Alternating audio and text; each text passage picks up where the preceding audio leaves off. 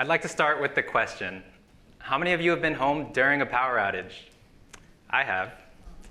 While we know outages are inconvenient, we don't often think about how they can be disastrous. You could be left without heat in a winter storm for days. That happened to millions of people in Texas in one of the coldest winters on record. Okay, but what if I told you these situations could be avoided simply because you drive a certain type of car? Let me come back to this. I first want to tell you about the usefulness of home batteries. Not only do they keep your power on during outages, but more generally, home batteries promote the use of sustainable electricity, and they can help reduce the occurrence of outages. Unfortunately, we don't see many of them here in the US, but what we do see a lot of are EVs. Electric vehicles. They're basically bigger batteries that we drive around, and we park them at home. Did you guys catch that? The technology to use your EV like a home battery already exists. So imagine if you could plug your car into your home during a winter storm and then not have to worry about outages for up to 2 days. By now you're probably thinking, Tommy, that's amazing. Why don't we do more of this? There are over 5 million EVs in the US.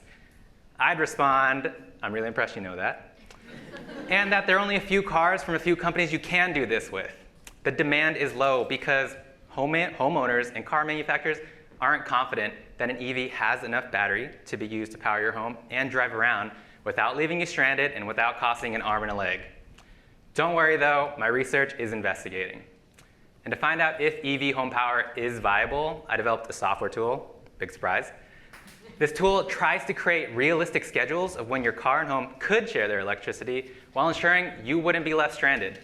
Now, to do that, it takes into account the size of your car battery, it uses a digital model of your home, the average annual weather for your area, and data-driven usage habits based on your socioeconomic background. Those are the key points that I want to tell you about.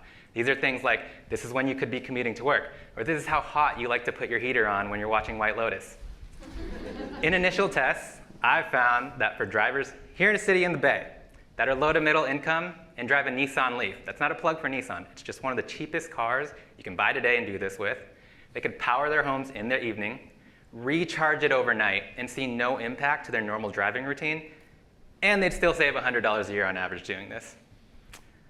Take a moment to appreciate that. How reassuring it would feel to be more power independent just because you drive a certain type of car. I'm going to follow this up by testing for more cars and more income backgrounds, and with the outcomes of this research, homeowners and car makers should be able to clearly see the potential. We should demand that this technology becomes the standard for all new EVs. Let's charge backwards to the future where EVs are powering our homes. Thank you.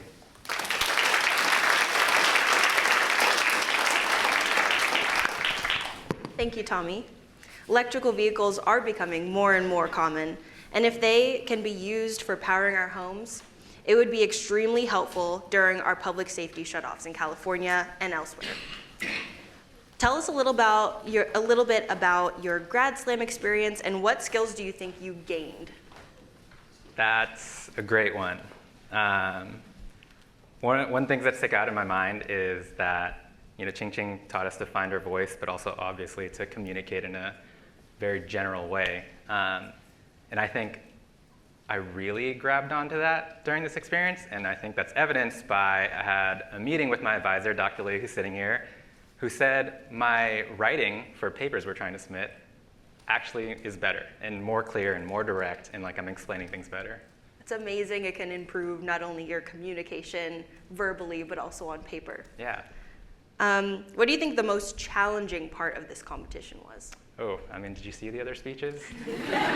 Like, really good. Going 7th, I was like, oh, goosebumps, you know? But, you had fun, though. Yeah, it was definitely fun, and I'm really proud of everyone who already went and going to be proud of everyone who goes next.